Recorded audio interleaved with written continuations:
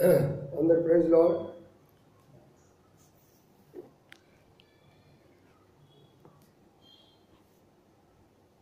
దేవుని కృపను బట్టి మనల్ని రాత్రి అంతా కాపాడి ఉదయకాలం ప్రభును సజీవులుగా ఉంచాడు. దాన్ని బట్టి ప్రభుని మనం స్తుతిస్తాము, ఆరాధిస్తాము. ఉదయకాల వాక్యం ధ్యానం కొరకై, సాక్ష్యం కొరకై వెళదాం. ప్రార్థన చేసుకుందాం. ప్రేమల మా పొడవు తండ్రి, నమ్మకమైన మా దైవానికి స్తోత్రాలు. రాత్రి అంతా కాపాడారు, భద్రపరిచారు, ఉదయకాలం సజీవులుగా ఉంచారు. మీకు స్తోత్రాలు ప్రభా. ఉదయకాలం మమ్మల్ని జ్ఞాపం చేసుకొని మీ వాక్య ధ్యానం కొరకై ప్రభా, సాక్ష్యం కొరకై మమ్మల్ని సిద్ధపరచండి. మీ దాసుని అభిషేకించి ఏ మాటలు అవసరమో, ఏ సాక్ష్యం అవసరమో అది మరి మాకు దయచేస్తున్నామని ప్రార్థన చేస్తుంటున్నా ప్రభా. మాతని వినే మా ప్రియ సహోదరి సహోదరులు దైవసేవకులను బలపరచండి ప్రభా. వారికి కూడా అలాంటి పరిస్థితులు వచ్చినప్పుడు తోడుగా ఉండి సహాయపడవలసిందిగా ప్రార్థన చేస్తూ, అంధకార శక్తులు మీ నామపడ బంధిస్తూ నన్ను తగ్గించుకుంటూ మీ వైపు చూస్తూ యేసయ్య పరిశుద్ధ నామమున స్తుతించి ప్రార్థించి కనపరిచి వేడుకొంటున్నాము తండ్రి, ఆమేన్. ప్రియులారా, ఈ యొక్క దీని యొక్క ధ్యానం కొరకై సాక్ష్యం మునుపు ఒక మాటను చదువుకుందాం. 91 అధ్యాయము కీర్తన 91 Psalm 91:14 14 అతడు నన్ను ప్రేమించున్నాడు కనుక నేను అతను తప్పించుదును, అతడు నా నామమును ఎరిగిన వాడు కనుక నేను అతను కనపరచెదను, అతడు నాకు మొరపెట్టుగా నేను అతనికి ఉత్తరమిచ్చేదను, శ్రమలో నేను అతనికి తోడై ఉండేదను. చదవని లేఖన భాగాన్ని ప్రభాషలోంచి దీవించునుగాక. ఇక్కడ దావీదు తన యొక్క జీవితంలో కూడా కొన్ని అనుభవాలు కూడా వెళుతూ ప్రభువును ప్రేమిస్తూ వచ్చాడు. ఇప్పుడంటే శ్రమల్లో ఉన్నప్పుడు, కష్టాల్లో ఉన్నప్పుడు మరి ప్రభువును ప్రేమిస్తూ వచ్చాడు. అంతేకాదు ప్రభు యొక్క నామం కొరకే నిలబడుతూ వచ్చాడు. తన పేరు కొరకు కాదు, కానీ ప్రభు యొక్క నామం కొరకు అనగా ప్రభు కొరకే సాక్షిగా నిలబడుతూ వచ్చాడు. అందుకని ప్రభు ఆయన ఘనపరిచాడు, వచ్చిన పరిస్థితి నుంచి తప్పించాడు. అంతేకాదు ఆయన మొరపెట్టినప్పుడు కూడా ఆయన జవాబిస్తూ వచ్చాడు. ప్రియులారా, ఇది నా యొక్క అనుభవం కూడా మీ కొరకై వాక్యం చదివి దాని యొక్క అనుభవాన్ని నా జీవితంలో ఎలా పొందానో మీకు చెప్తూ వస్తున్నాను. వాక్యం చెప్పడం కాదు, కానీ అదే అనుభవమా. చాలామంది సేవకులు ఉన్నారు, దేవుని యొక్క బిడ్డలు ఉన్నారు, వాక్యం చక్కగా చెప్తారు. అది మన యొక్క అనుభవం అయి ఉంటే అది ఎంతో శ్రేష్టమైన విషయం. అందుకని ఇక్కడ మీకు చెప్పినటువంటి మాట ప్రకారం 1975 సంవత్సరంలో మరి నాన్నగారికి యాక్సిడెంట్ జరిగిన తర్వాత వచ్చాను. తర్వాత చూశాను, పరామర్శించాను, తిరిగి వెళ్ళాను. వెళ్ళిన తర్వాత సెకండ్ ఇయర్ మరి దాన్ని మిగతా రోజుల్లో అక్కడే కాలేజీలోనే మరి ఉదయం మరి 7:30 నుంచి 10:30 వరకు మరి నా క్లాస్కి ఎంకామ్ ఫస్ట్ ఇయర్ 1975 అటెండ్ అయ్యేవాడిని. ఆ తర్వాత 10:30 నుంచి ఆఫీసులో పనిచేసేవాడిని. వారు ఇచ్చినటువంటి కొద్ది గొప్ప మరి యొక్క డబ్బుని మీద తీసుకొని నా రూమ్ రెంట్ కట్టుకుంటూ మరి కొంచెం భోజనం చేసుకుంటూ అలాగా ఫస్ట్ ఇయర్ నేను పూర్తి చేసుకున్నాను. ఇప్పుడు సెకండ్ ఇయర్కి మరి నాన్నగారి పరిస్థితి అలాగా ఉన్నది కదా, మరి ఆయన చేయలేని పరిస్థితి మరి ఎలాగా. కాబట్టి ఈ పరిస్థితుల మధ్యలో అందుట్లో ఆ దినాలు కొన్ని కష్టతరమైనటువంటి దినాలు, దేవుని యొక్క ఏర్పాటు కూడా ఉన్నదిలే దానిలో. అందుకని ఇలాంటి శ్రమలు ప్రభు నాకు అనుమతించాడు. సరే, సెకండ్ ఇయర్కి నేను ఏం చేయాలని అనుకుంటే మరి నాకు ఎడ్యుకేషన్ లోన్ అని మరి ప్రభుత్వం వారు బ్యాంకు నాకు మంజూరు చేసింది. 1500 మాత్రమే. కానీ 1500 పెట్టుకొని నేను ఎంకామ్ సెకండ్ ఇయర్ పూర్తి కావాలి. ఏమైనా సరే, నా భోజనమైనా, ఉండటానికి రూమ్ అయినా, ఆ తర్వాత మరి బుక్స్ అయినా, ఏదైనా సరే అందులోనే. కానీ మీరు ఇప్పుడు గమనించండి, 1500లో 12 నెలలు గడపడం అంటే ఎంత కష్టమో. అయితే ఆ రోజుల్లో కొంచెం ధరలు చాలా తక్కువ. రూమ్ రెంట్ 25 రూపాయలు ఉండేది. ఒక పూట భోజనము ఒక 50 రూపాయలు, 2 పూటలు భోజనం చేస్తే 100 రూపాయలు మెస్. అట్లా నాకు అనుకూలతను బట్టి ఒక పూట భోజనము, 2 పూట్ల భోజనాలు, ఆకలైనప్పుడు అట్లా సర్దుకొని రెండవ సంవత్సరం కూడా దాదాపుగా పూర్తి చేసుకున్నాను. సెకండ్ ఇయర్ ఎంకామ్ కూడా అయిపోయింది. అయితే ఈ యొక్క మరి క్రమంలో ఒక విషయం జరిగింది. ఏమిటంటే సెకండ్ ఇయర్ చదువుతున్నప్పుడు ఇంటర్ కాలేజియేట్ ఎలక్యూషన్ కాంపిటీషన్ పెట్టారు కాలేజీలో. మరి అంటే అనేకమైన కాలేజీలు వచ్చి మా కాలేజీలో ఒక ఎలక్యూషన్ అంటే డిబేట్ లాగా, డిబేట్ వేరే ఎలక్యూషన్ వేరే, దానిలో ఉన్న వక్తలందరూ కూడా మాట్లాడాలి. హిందీలో, మరి తర్వాత మరాఠీలో, తర్వాత ఇంగ్లీష్లో మాట్లాడాలి. వాళ్ళకి సబ్జెక్ట్ ఇస్తారు, ఆ సబ్జెక్ట్ మీద మాట్లాడాలి. 5 నిమిషాలు మాత్రమే టైం ఇస్తారు, 5 నిమిషాల లోపలే ముగించాలి. కాబట్టి నేను నా పేరు కూడా ఇచ్చాను దాని కొరకై సెకండ్ ఇయర్లో కాలేజీలో. మరి చాలామంది వక్తలు మాట్లాడుతున్నారు ఆ సందర్భంలో. మరి నేను మర్చిపోయాను, సాయంకాలం 3 గంటలకే అది స్టార్ట్ అవుతుంది. నేను నిద్రపోతున్నాను, జ్ఞాపకం వచ్చింది. వెంటనే లేచి మొహం కడుక్కొని నా రూమ్ దగ్గర నుంచి నడుచుకుంటూ కాలేజీకి వెళితే అప్పటికే స్టార్ట్ అయిపోయింది. వాళ్ళు బోర్డు మీద రాసి పెట్టారు సబ్జెక్టు, పేర్లు కూడా అందరూ అయిపోయినాయి. ఇక లాస్ట్ నేను అటెండ్ అయిన తర్వాత అడిగారు, మీరు కూడా అందుట్లో వస్తారా అని అడిగితే అవును సార్ అన్నారు. నా పేరు రాసేసాడు. రాసిన తర్వాత మరి ఫస్ట్ పిలవాల్సింది అడుగు నుండే పిలుస్తారు, ఫస్ట్ నుంచి పిలవరు, లాస్ట్ నుంచి పిలుస్తారు. కానీ నేను రాసి బెంచ్ మీద కూడా రాలేదు, నన్ను నా పేరు పిలిచారు ఫస్ట్ స్పీకర్ అని. నాకు సబ్జెక్ట్ కూడా తెలియదు. బోర్డు మీద పోయి చూసుకుంటే కనబడుతుంది, life is two short to flourish అనేటటువంటిది మరి అక్కడ రాయబడింది సబ్జెక్ట్. ఏం మాట్లాడాలో నాకు అర్థం కాలేదు. సడన్గా సరే ప్రార్థన చేసుకున్నాను. వారు ఇచ్చిన టైంలో 5 minutes వితౌట్ ఫుల్ స్టాప్ చక్కగా ఇంగ్లీష్లో మాట్లాడాను. ఏం మాట్లాడాలో నాకు కూడా తెలియదు. అందులో 2 సందర్భాలు జ్ఞాపకం చేస్తాను అనుకుంటాను. ఒకటి అలెగ్జాండరు, రెండవది జీసస్ క్రైస్ట్ గురించి. అంటే కొద్ది సమయంలోనే అలెగ్జాండర్ ప్రపంచాన్ని జయించగలిగినాడు. అలాగే ప్రభు కూడా మరి కొద్ది సమయంలోనే మరి ప్రపంచాన్ని యొక్క ప్రేమ ద్వారా అనే కొన్ని 2 సందర్భాలు నేను జ్ఞాపకం ఉన్నట్లు ఉన్నాయి నాకు. అంతే, ఎంతలోకి అయిపోయింది. కాబట్టి ఇక్కడ తర్వాత వక్తలు వచ్చారు, హిందీలో మాట్లాడుతున్నారు, ఆ తర్వాత మరాఠీలో మాట్లాడుతున్నారు, తర్వాత ఇంగ్లీష్లో మాట్లాడుతున్నారు. చాలామంది అంటే ఇంటర్ కాలేజ్ అంటే చాలా కాలేజ్ నుంచి వస్తారు కదా. అప్పుడు అదంతా అయిపోయిన తర్వాత ఇక ప్రైజ్ ఇక డిక్లేర్ చేయాలి. నేనేమనుకుంటున్నానంటే ఇంతమంది బాగా మాట్లాడారు, ఇంగ్లీష్లో చక్కగా మాట్లాడారు నాకంటే, తర్వాత మరాఠీలో మాట్లాడారు, హిందీలో మాట్లాడారు, నా పేరు ఎక్కడ పోతుంది అని అనుకున్నాను. కానీ వాళ్ళు వచ్చి ఆ జడ్జెస్ 3 ఉంటారు. అది అయిపోయిన తర్వాత వచ్చి వాళ్ళు చెప్పిన మాట ఏంటంటే the first prize goes to mister Ashirvadan, second year MCom అని అన్నారు. నేను ఆశ్చర్యపోయినాను, ఇదేంట్రా బాబు నాకు ఫస్ట్ ప్రైజ్ రావడం ఏంటి, నేనే మాట్లాడాను అన్నాడు. ఎందుకు చెప్పానంటే ఉదాహరణము, అతడు నా నామం ఎరిగిన వాడు కనుక నేను అతను ఘనపరచదును అంటాడు. ప్రభువును మనం ఘనపరిస్తే మన కాలేజీలో కానీ, మన ఉద్యోగంలో కానీ, మనం ఉన్నటువంటి ఏ స్థితిలోనైనా కానీ మన ప్రభువును కానీ ఘనపరిస్తే ఆయన మనం ఘనపరుస్తాడు. సరే, అది అయిపోయింది. అలాగా చివరి ఇక యానివర్సరీ వస్తుంది కదా కాలేజ్కి. ఆ యానివర్సరీలో ఈ యొక్క ప్రైజెస్ అన్ని కూడా డిస్ట్రిబ్యూట్ చేయాలి.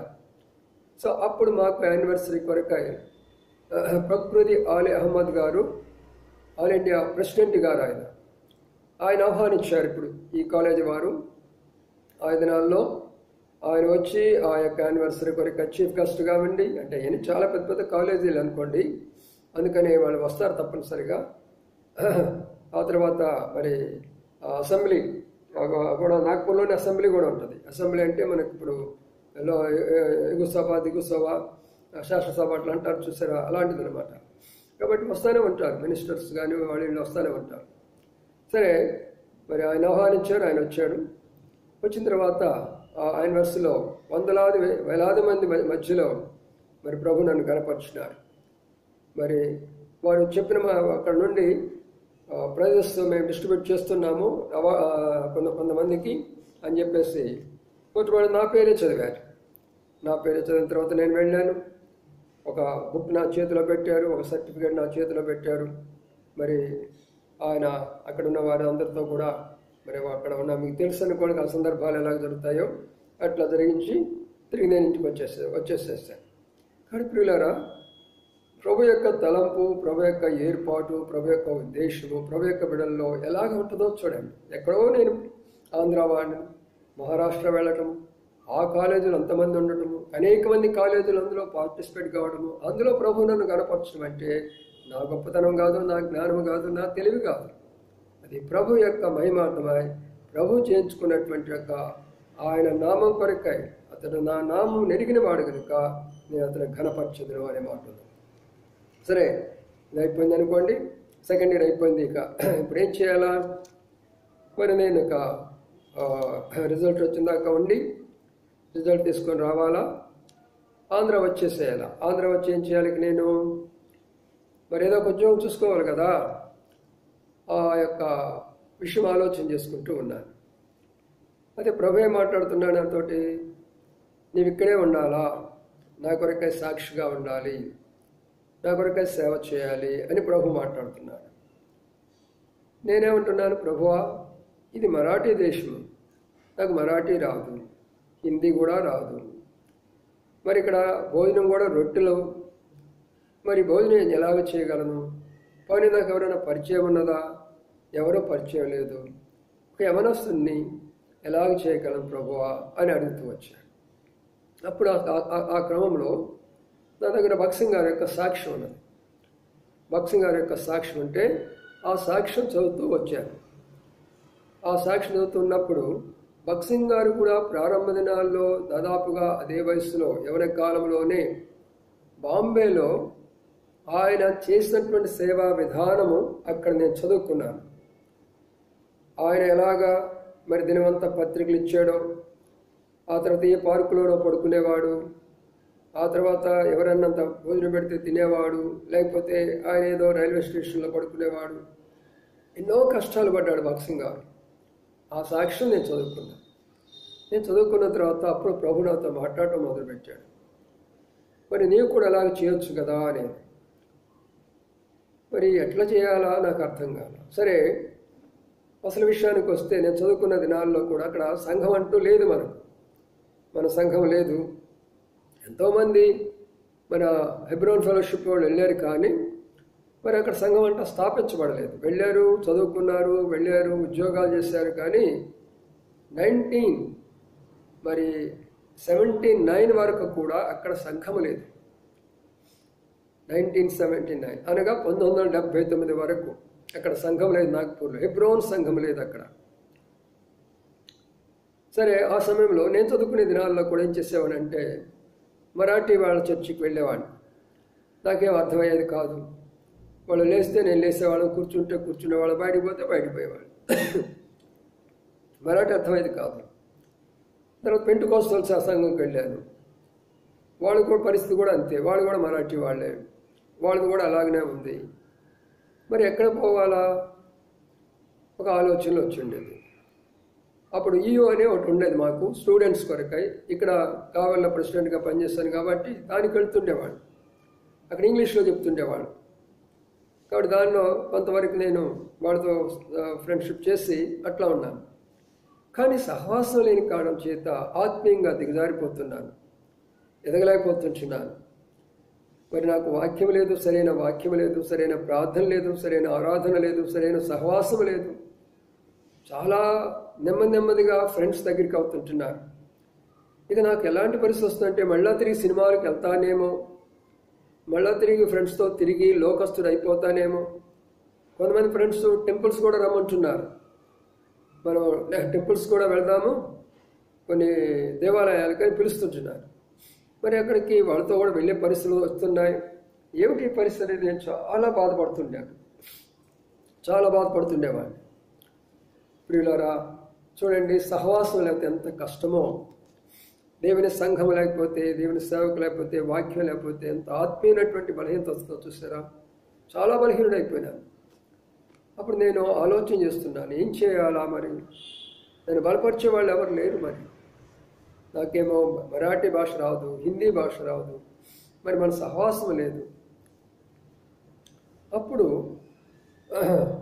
ఆ తర్వాత చాలా మాకు దూరంలో సదర్ అనే ఒక ప్రాంతం ఉంటే అక్కడ ఒక బ్రదర్ అండ్ ఫెలోషిప్ ఉంది. రవి విల్సన్ గారు అని ఒక ఆయన ఉన్నాడు. రవిల్సన్ గారు అని ఒక ఆయన ఉన్నాడు. సరే, అది నేను కనుక్కొని మెల్లిగా చాలా దూరము వెళ్ళాను. వెళ్ళిన తర్వాత మూడో అంతస్తులో ఒక హాల్లో ఒక 25 మంది కుర్చీలు వేసుకున్నారు. ఆయన కూడా కుర్చీ వేసుకున్నాడు. ఆరాధన జరిపిస్తుంటున్నారు. ఇంగ్లీష్లో చెప్పాడు. వాక్యం బాగా అర్థమైంది. వాక్యం బాగానే ఉంది. బ్రదర్ ఫెలోషిప్ అంటే దాదాపు మనలాగానే ఉంటుంది, బాగానే ఉంటుంది. కానీ ఇక్కడ ఆరాధన చేసే విధానం అదంతా కూడా అంత నచ్చల నాకు. అందరు కుర్చీల మీద కూర్చున్నారు. కింద ఎవరు కూర్చోవటంలా, మోకాళ్ళ మీద ఎవరు కూర్చోవటంలా. ఏంటి ఇట్లా ఉంది ఇక్కడ కూడా అనుకున్నాను. సరే, అవకాశం ఉన్నప్పుడు 2-3 వారాలు కూడా అక్కడికి వెళుతూ వచ్చాను. అయితే ఒక రోజున అయిపోయిన తర్వాత, ఆరాధన అయిపోయిన తర్వాత బయటకు వచ్చేటప్పుడు ఒక సహోదరుడు మరి తను చూసి, ఇది ఎవరో ఆంధ్ర అబ్బాయిలా కనబడుతున్నాడు, ఆంధ్ర సహోదరులా కనబడుతున్నారని వెళ్ళి, ఏమండి మీరు ఆంధ్ర వాళ్ళ అని అడిగినాను. అవును, నేను ఆంధ్ర అని అన్నాడు. ఎక్కడి నుంచి అంటే మీరు కడప అని అన్నాడు. పేరేంటంటే సుబ్బయ్య గారు అని అన్నాడు.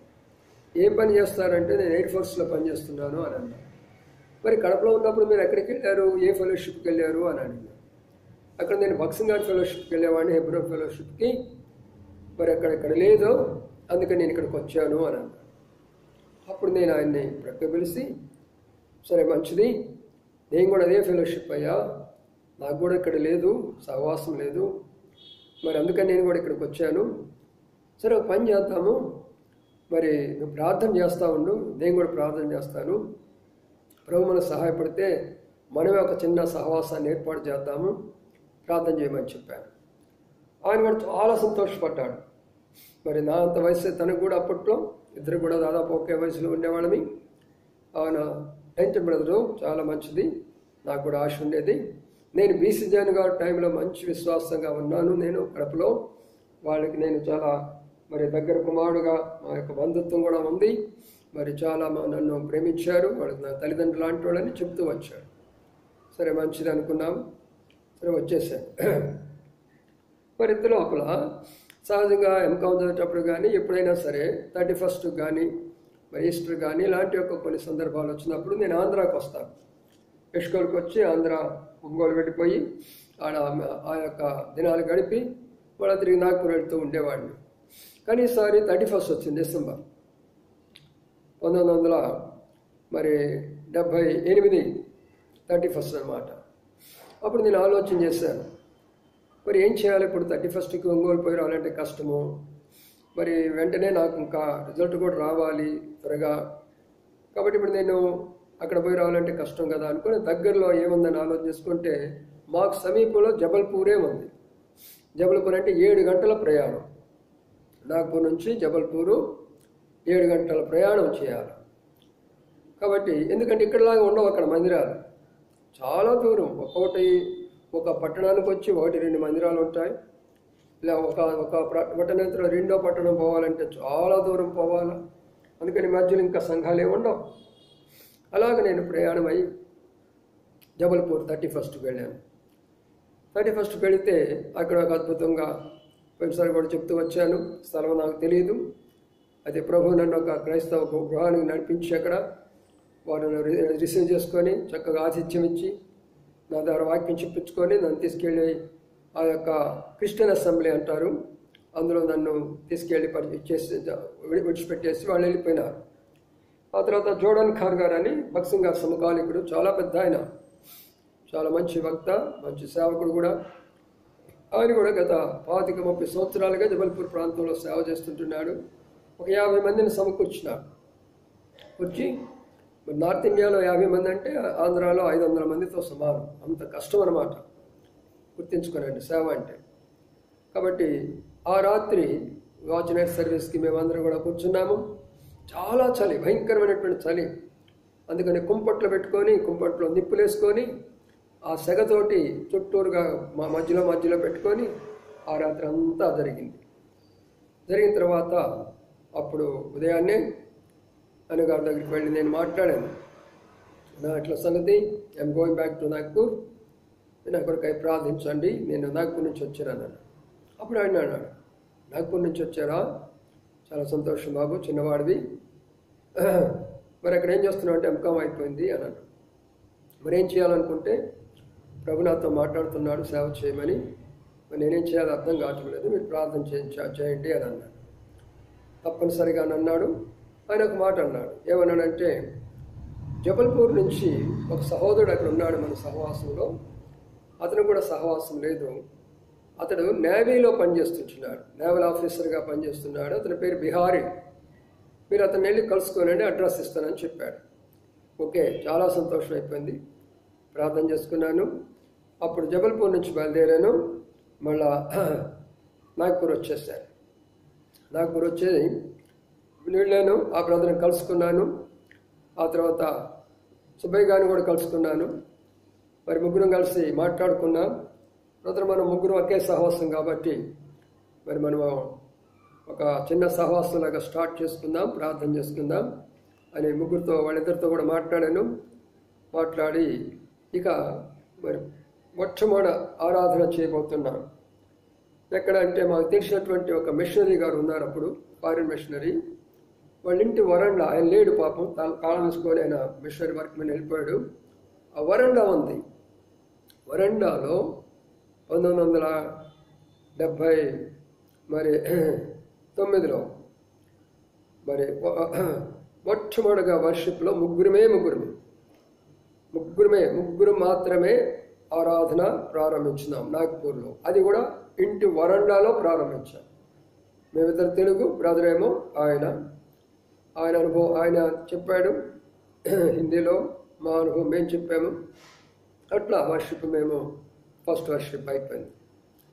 అలాగా ప్రారంభించబడింది. ఇక ఆ జబల్పూర్లో నాకు 31కి ఒక వాగ్దానం ఇచ్చినాడు.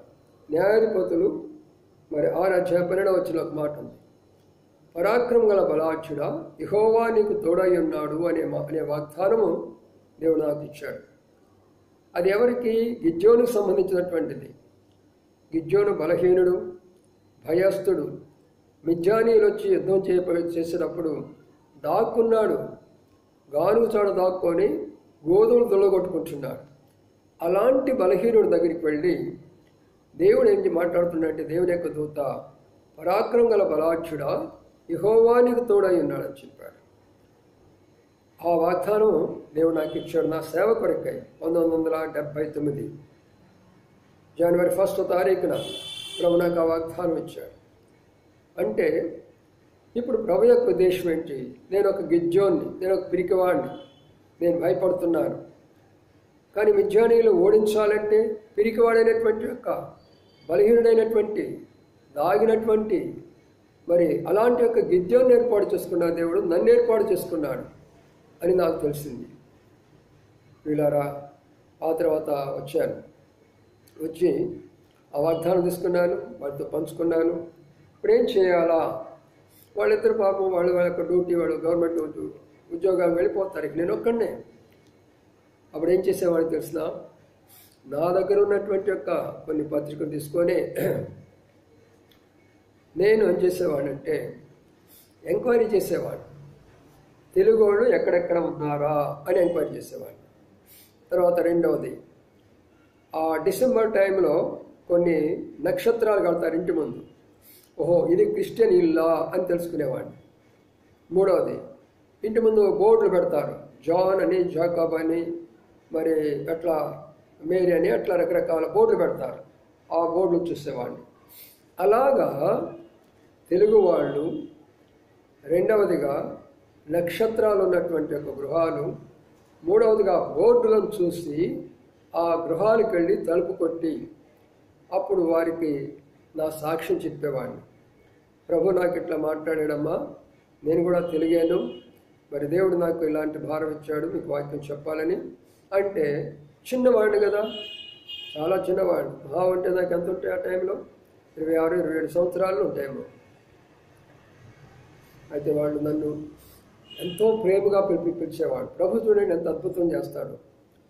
అందరూ ప్రేమగా పిలుచుకునేవాడు, నన్ను కుమారుడిగా పిలుచుకునేవాడు, చక్కగా వాక్యం చెప్పించుకునేవాడు, భోజనం అంతా పెట్టేవాడు.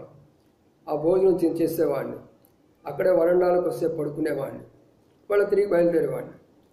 అలాగా ప్రారంభిస్తే మరి ఒక తమిళ గృహం దొరికింది నాకు. ఆయన పేరు దేవదాసయ్య గారు, దేవదాసు అంటారు. ఆయన డైరెక్టర్ ఆఫ్ మైక్రోవేవ్స్ మెడ్రాస్. ఆయన కూడా మంచి భక్తిపరుడే. అయితే వాళ్ళ మామూలు చర్చ్ ఆఫ్ నార్త్ ఇండియా అని దానికి వెళ్తారు, సిఎన్ఐకి వెళ్తారు. వాళ్ళతో వెళ్ళి నేను నా సాక్ష్యాన్ని పంచుకున్నాను. వాళ్ళు సంతోషించారు. ఓకే బ్రదర్, మేము ఇట్లా చర్చికి వెళ్తాము, కానీ మీరు వచ్చి ఎప్పుడైనా కూడా మాకు ప్రార్థన చేయొచ్చు, మీరు ప్రేయర్ కూడా పెట్టుకోవచ్చు అని చెప్పారు. సరే మంచిది అనుకున్నాం. ఫస్ట్ ఆయన గృహంలో వర్షిప్ స్టార్ట్ చేసేసాను. ఇప్పటికేం చేశాను, కొన్ని తెలుగు ఫ్యామిలీని దర్శించాను కాబట్టి దాదాపుగా 4-5 కుటుంబాలు మరి వాళ్ళందరం కూడా సమకూర్చి దేవదాస సహోదరి యొక్క మరి ఇంటిలో మేమేం చేసామంటే మొట్టమొదటిగా అక్కడ మంచి ఆరాధన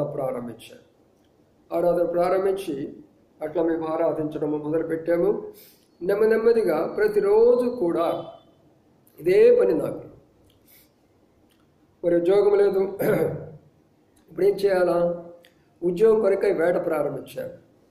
ఏదైనా చిన్న ఉద్యోగం దొరుకుతుందా అని కొట్ల దగ్గరికి వెళ్ళి ఏదైనా కొట్లో ఒక చిన్న ఉద్యోగం అడిగేవాడిని, లేదనేటటువంటి వాళ్ళు.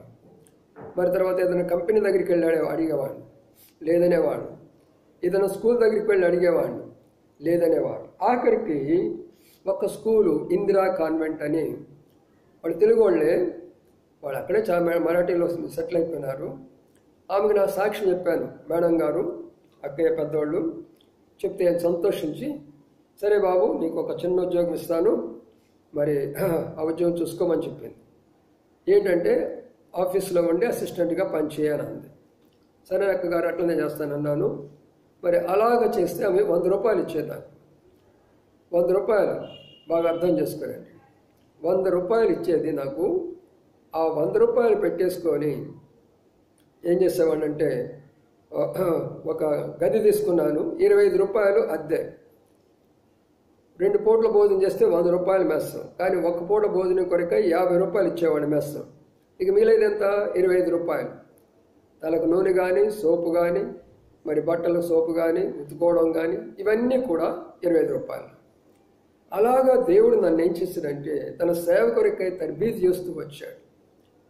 విశ్వాసమైన ఆధారపడుతూ సేవ అలాగా ప్రారంభిస్తూ వచ్చాడు. అలాగా మొట్టమొదటిగా ఆ ఇంటిలో చేరినప్పుడు మేము దాదాపుగా ఒక 25-30 మంది దాకా కూడుకుంటూ మొదలు పెట్టేశాం. ఇప్పుడు స్థలం చాలిపోతే అప్పుడు ప్రార్థన చేస్తూ వచ్చాను. ప్రార్థన చేస్తూ, ప్రభువా ఇల్లు స్థలం చాలటం లేదే, మరి ఏం చేయాలా? నాకేం తెలుసు ప్రభువా, మీరే సహాయం చేయమని ప్రార్థన చేస్తూ వచ్చాను. అక్కడ మాకు సమీపంలోనే YWCA young women Christian association అనే దానికి ఒక హాస్టల్ ఉంది. వాడికి హాస్టల్ ఉంది. మరి దేవుడు నన్ను ఎలాగ నడిపించాడో నాకే తెలియదు, అసలు ఎవరో కూడా తెలియదు. అక్కడ ఉండే ఆమె మార్వాడు. ఆమె వాళ్ళకి టాటా లాంటి డాగాలు అనేటటువంటి వాళ్ళు ఉన్నారు. వాళ్ళు చాలా పెద్ద గొప్ప కోటీశ్వరు. ఆమె అక్కడ వార్డెన్గా పనిచేసినటువంటి. మరి ఒక రోజున వెళ్ళి ఆమె సాక్ష్యం చెప్పుకొని, అప్పుడు ఆమె కూడా సాక్ష్యం విన్న తర్వాత, సరే మాకు ఒక హాల్ ఉంది ఇక్కడ, మీరు ఇక్కడ ఆరాధన జరిపించుకోవచ్చు అని అన్నారు. సరే మంచిదమ్మా అనుకున్నాము. అలాగా ప్రియులారా, ప్రారంభంలో మరి నాగ్పూర్లో సేవ అనేది ప్రారంభించబడి ఈ రీతిగా దినమంతా కూడా ఆయా గృహాలకు వెళ్ళేవాడిని. చెప్పాను కదా, ఎక్కడ క్రిస్టియన్ నేమ్ ఉంటుందో అక్కడికే వెళ్తాను. నక్షత్రాలు చూసి ఆ ఇంటికి వెళ్ళేవాడిని. క్రిస్టియన్ ఆ తర్వాత మరి తెలుగు వాళ్ళ దగ్గరికి వెళ్ళేవాడిని. అప్పుడు నాకు భాష రాదు కదా, హిందీ రాదు, అందుకని అక్కడ పోయేవాడిని కాదు. తెలుగు వాళ్ళనే సమకూర్చాను. దాదాపు ఒక 10 ఫ్యామిలీస్ దాకా, 10 కుటుంబాల దాకా చేసుకొని ప్రారంభించాము. కానీ అప్పుడు బల్లలేదు మాకు, అంటే చందా లేదు, దాని మీద నేను ఆధారపడడానికి నాకు ఏ రకమైనట్టు సహాయం లేదు. ఎవరైనా ఏదైనా అంత భోజనం పెడితే ఆ భోజనం తినేవాడిని, నా రూమ్లోకి వచ్చి పడుకునేవాడిని. అది దూర ప్రాంతం అయితే అక్కడే ఏదో వరండాలో పడుకునేవాడిని. అలాగా బక్సింగ్ గారి యొక్క సాక్ష్యం చదువుకొని అలాగనే నా సేవను మొదటి దినాల్లో నాగ్పూర్లో జరిగిస్తూ మరి YWCA వరకు చేరుకున్నాము. అక్కడి నుంచి ప్రభు ఇంకొక రకంగా మార్చున్నాడు. ఆ విషయం ప్రభు చిత్తమైతే రేపు నేను మీకు తెలియచేస్తాను. కానీ నా యొక్క ప్రాముఖ్యమైన విషయం ఏంటంటే, ప్రభు చెప్పిన మాట, అతను నన్ను ప్రేమిస్తున్నాడు కాబట్టి నేను అతన్ని తప్పిస్తాను, అతను నా నామం ఎరిగిన వాడు కనుక నేను అతను ఘనపరుస్తాను అని అన్నాడు. శ్రమలో అతను మొరపెడతాడు, నేను అతనికి నాకు జవాబిస్తానని చెప్పాడు. కాబట్టి ప్రియులారా, ఇలాగా సేవా జీవితంలో ప్రభువు నన్ను తద్బీరు చేస్తూ, ఎక్కడో ఆంధ్ర వాడిని, ఎక్కడ మహారాష్ట్ర, వాళ్ళెవరో తెలియదు, వీళ్ళెవరో తెలియదు, అద్భుతంగా ప్రభు నన్ను తీసుకొని వెళ్ళి వారి మధ్య వాడుకొని ఆడ బలమైనటువంటి సేవ చేయడానికి ప్రభు సహాయపడినాడు. ప్రభు చిత్తమైతే రేపు దాన్ని కంటిన్యూ చేసుకుందాం. దాని కొరకై అందరూ కూడా ప్రార్థన చేస్తూరండి. ఈ మాటల్లో మీరు అందరూ కూడా నా కొరకై ప్రార్థన చేస్తూరండి. ఈ సాక్ష్యాన్ని పంచుకుంటూ పోతాను. ఈ యొక్క దినాల్లో అనేకులకు ఉపయోగకరంగా ఉన్నట్లుగా ప్రార్థిస్తూరండి. ఎవరైతే ఇలాంటి అనుభవాలు కూడా పోతున్నాడో మీరు కూడా బలపడడానికి కొరకైనా ప్రభు మీకు కూడా సహాయపడును గాక. అందరికి ప్రైజ్ లార్డ్.